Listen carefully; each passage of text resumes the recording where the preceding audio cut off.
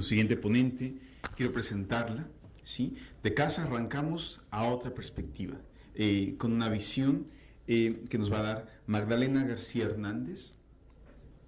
Quiero presentárselas. Estudió Ingeniería Comercial y Maestría en Ciencias Económicas en la Universidad de Chile, en el Centro de Investigación y Docencia Económicas, el CIDE. Ha sido consultora del Fondo de Población, del Programa de Naciones Unidas para el Desarrollo y del Programa de las Naciones Unidas para los Asentamientos Humanos. Fue directora general de Estudios Económicos del Banco Mexicano Somex. Fue directora general de Desarrollo Social del Gobierno del Distrito Federal.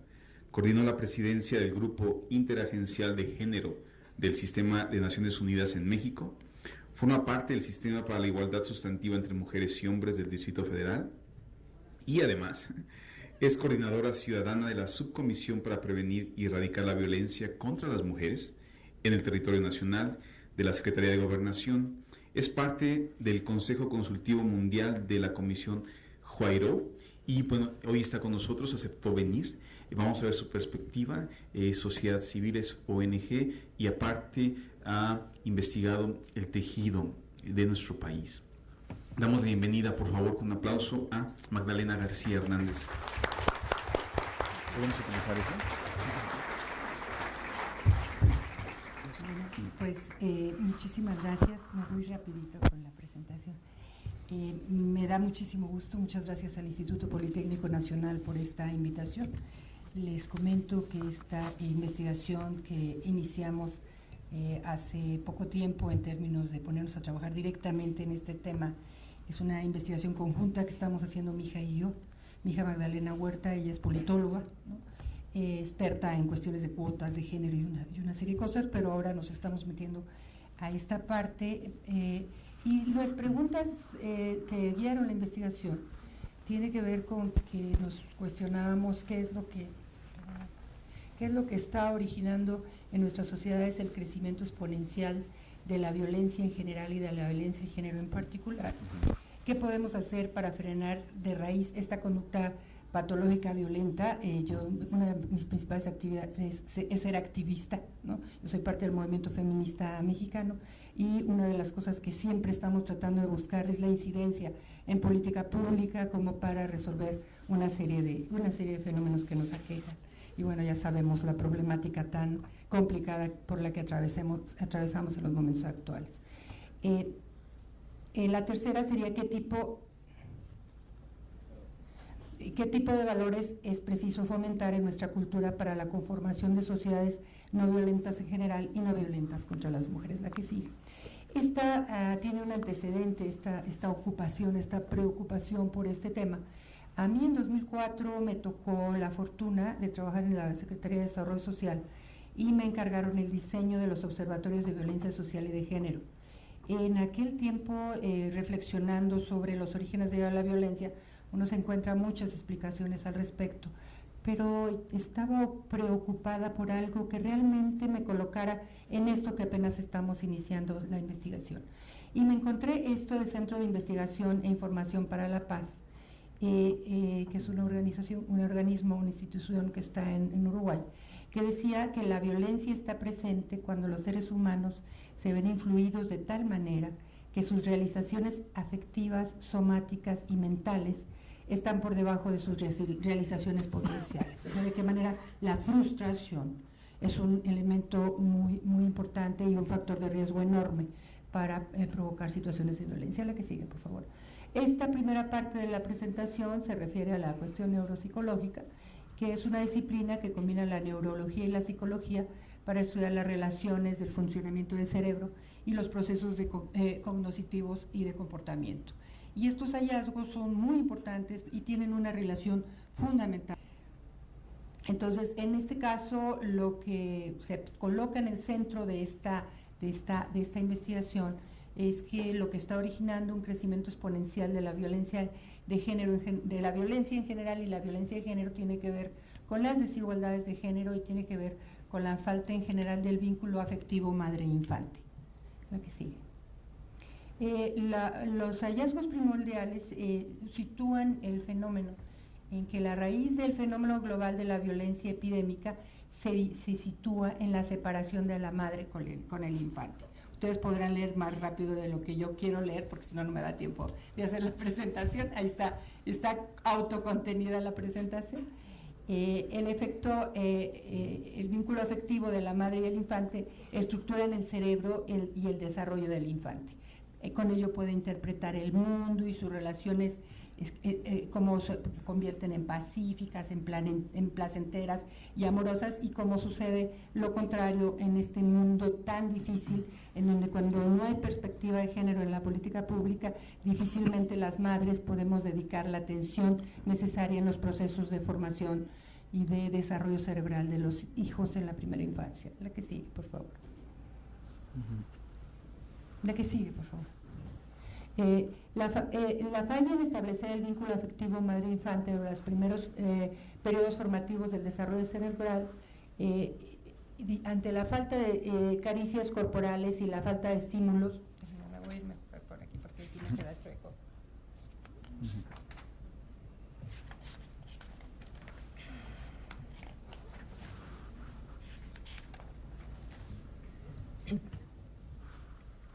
Se producen daños en la estructura y funcionamiento del cerebro ante la falta de estas caricias corporales y esta falta de estimulación sensorial, y por eso ahora tan importante todos estos procesos de estimulación temprana.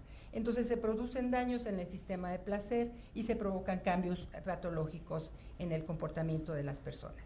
Esto da como consecuencia una serie de procesos bioquímicos de producción de serotonina, de la que ya hemos oído hablar, sobre todo a los médicos forenses, que la ubican como una de las situaciones que se encuentran en los criminales seriales por esta falta de afecto, que en la mayoría de los casos de este tipo de personalidades se encuentra que tuvieron deficiencias en materia de serotonina en el cerebro, consecuencia de la falta de toma suficiente de leche materna, según los estudios que hemos estado analizando, y estos déficits de serotonina conllevan a la depresión, a impulsos descontrolados, a violencia suicida y a homicidio.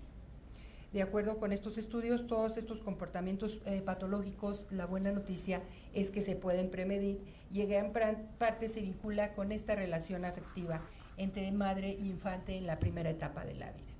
Entonces, ¿cuáles son las acciones que producen y nutren este vínculo entre madre e infante? La que sigue, por favor.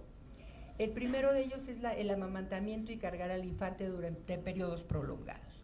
Se ha visto, e incluso hay países que así lo estipulan, no les puedo decir que muchos, pero sí varios, en donde los permisos de paternidad y los permisos de maternidad van de 2 a 3 años, precisamente porque esto está comprobado científicamente, ¿no? O sea, los países y los sistemas de seguridad social no van a dar esos periodos si no hay un estudio previo al respecto. Y entonces es importante tener en la conciencia este tipo de cosas.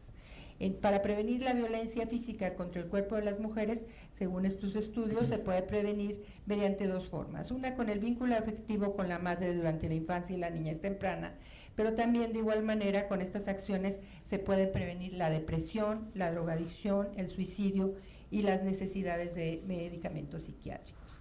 ¿Qué que sigue, por favor? El vínculo afectivo entre madre y infante es algo que va mucho más allá de esta situación, esta percepción solamente romántica, que por supuesto que es importante, sino que está en la base de los fundamentos para el desarrollo del ser humano. En este periodo es cuando se crea toda la confianza emocional básica, es cuando los infantes pueden desarrollar su capacidad de entender el derecho al otro. Si no hay posibilidades de que se desarrolle esto, difícilmente las personas en su etapa adulta van a poder entender el tema de derechos humanos, ¿no? Entonces, otros autores desde otra mirada, desde la mirada sociológica, por ejemplo, Giddens nos dice, al referirse a este tema, cómo durante este periodo se compone la confianza básica, lo que es la sociabilidad inconsciente del infante, que después le va a permitir una vinculación social adecuada a una sociedad desarrollada. La que sigue, por favor. En estos estudios que hemos estado analizando, sistematizando y tratando de utilizar sus resultados para aplicaciones en materia de política pública, hemos encontrado que señalan que a más placer y afecto, menos violencia y viceversa, ¿no? Privación del placer significa violencia. El placer, cuando está on, experimentos con animales de laboratorio muestran que el placer y la violencia tienen una relación recíproca e inversa. Es decir, cuando los circuitos del placer del cerebro están prendidos, ¿no?, los circuitos de la violencia están apagados. Entonces el disfrute y el placer es un elemento central que se genera en estas relaciones amorosas, en el desarrollo de la primera infancia de los hijos e hijas, ¿no?, que permite a su vez generaciones de personas no proclives a la violencia. El placer o la violencia entre los seres humanos, una persona que tiene tendencia al placer difícilmente va a ser violenta. La predisposición al placer es contraria a la predisposición a la violencia. La que sigue, por favor. Cuando falla el vínculo afectivo entre madres e hijos, encontramos que la tendencia cada vez más generalizada en la situación actual que les comentaba inicialmente de separar a la madre y al infante. Por eso tampoco el asunto de las guarderías que habíamos estado y que seguimos proponiendo de manera importante como medida de política pública para esta atención a los infantes, a mujeres que en la mayoría de los casos requieren de estar incorporadas al mundo laboral, en muchos casos por necesidades básicas para la sobrevivencia. Hay una serie de experiencias en otros países como Brasil, en donde tenemos las guarderías del amor, que de alguna manera tratan de sustituir este tipo de problemáticas relacionadas con que la cercanía de la madre de todas maneras sigue siendo fundamental, y no es que queramos que las mujeres se regresen a su casa. Recordemos algunas observaciones y algunas declaraciones de algunos funcionarios públicos, ¿no? No es eso. El asunto es que los sistemas de seguridad deben de prever todo lo necesario para que las mujeres puedan atender a los hijos en la primera infancia, ¿no? Y entonces, al separar la madre de los infantes al nacer, los individuos son incapaces de vincularse emocionalmente, y entonces hay una serie de predisposiciones neuropsicológicas que producen la ira. La que sigue. Y ahora pasando a los hallazgos en el campo de los estudios antropológicos, podemos ver este cuadrito. La que sigue, por favor. Esta es una declaración muy importante de Prescott, en donde es un investigador muy fuerte en todo lo que tiene que ver con esto que estamos trabajando, desde el nivel antropológico, y que señala que la desigualdad de género en las sociedades humanas es quizás la mayor causa de la violencia, de la justicia y del mal que caracteriza a la humanidad. De esta gran desigualdad se desprende virtualmente todos los desórdenes morales e injusticias humanas. La que sigue. En este cuadrito ponemos un análisis que hicieron estos investigadores, en donde analizan sociedades matriarcales y sociedades patriarcales. Analizan 49 sociedades antiguas y logran una serie de características sobre la crianza y la niñez en ambos casos, como en un caso lo que priva es el amor, y en el otro caso lo que priva pues son otro tipo de relaciones no amorosas, ¿no? Por ejemplo, vamos a ver en el caso de las sociedades matriarcales, el estatus de la mujer no es inferior a la del hombre. En las sociedades patriarcales sí. En la característica de la crianza de los hijos, lo que decía la compañera en la presentación anterior, no hay castigo, ¿no? No hay castigo, incluso no hay sanción para las relaciones sexuales tempranas, etcétera. Hay una serie de cuestiones en la relación adultos y infancia, que es una relación amorosa frente a una relación castigadora, como la que vimos en la presentación anterior, ¿no? Hay una baja incidencia de las familias donde está ausente el padre, en el caso de las matriarcales, en el otro caso el padre está ausente. Y en el comportamiento de la violencia, en el primer caso, en las matriarcales, hay bajos niveles de violencia física de adultos, niveles bajos de ausencia de homicidio, etcétera, y es lo contrario en la parte de las sociedades patriarcales, ¿no? Según las estadísticas, la que sigue, por favor, asociadas a este estudio antropológico, la probabilidad de que una sociedad sea físicamente violenta es de 2% si ésta está inclinada al afecto físico hacia sus infantes y es tolerante al comportamiento sexual premarital. Ante estos resultados, existe un altísimo grado de validez predictiva para poder hacer verar que las sociedades humanas físicamente afectuosas tienen un grado muy bajo de probabilidad de presentar problemas de violencia. Nos vamos a ir hacia el final para que me dé tiempo de dar toda hacia la última. Okay. Vámonos a la número 17, por favor. Ahí está. ¿Qué valores fomentar para la conformación de sociedades no violentas? El afecto y el placer como valores deseables y necesarios para construir una cultura de la paz. Prioridad en establecer vínculo afectuoso madre-infante como valor deseable y necesario para realmente tener una cultura de paz. Y la valoración de las mujeres y la inclusión de su perspectiva en la sociedad, en todos los ámbitos de la sociedad, lo que solemos denominar la transversalidad del tema de género. La que sigue, por favor. Entonces, ¿cuáles los valores a fomentar? El afecto y el placer como un valor deseable y necesario para construir una cultura de la no violencia. La que sigue, por favor. Establecer un vínculo afectuoso entre madre e infantes es esencial para la paz. Y en la última lámina, los hallazgos presentados nos pueden hablar de la importancia de fomentar la valoración de las mujeres como componente esencial en la construcción de la paz.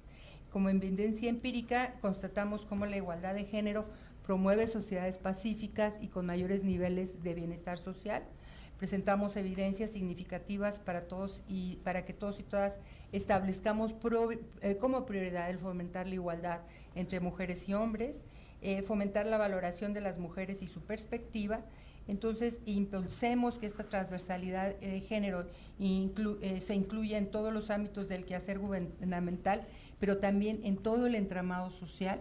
Lo que decía la compañera y que presentaba anteriormente en relación a los comportamientos, creemos que la epístola de Melchor Ocampo hizo muchísimo daño a las mexicanas y a los mexicanos. Yo creo que es una de las cosas que explican el mayor rezago en las brechas de género en el caso mexicano respecto a lo que sucede en América Latina. Por eso afectar estos ámbitos de cultura, de generación de cultura, es muy importante para en realidad lograr los objetivos que estamos proponiendo. Y finalmente yo los invito a que nos involucremos en nuestro trabajo cotidiano a un proceso que se está desarrollando para el diseño de la agenda post-2015, cuando se acaban los ODMs, que ahora se van a llamar los Objetivos de Desarrollo Sostenible, y que está significando un conjunto de reuniones en donde participan todos los sectores para proponer el mundo construyendo el futuro que todos queremos. Muchas gracias.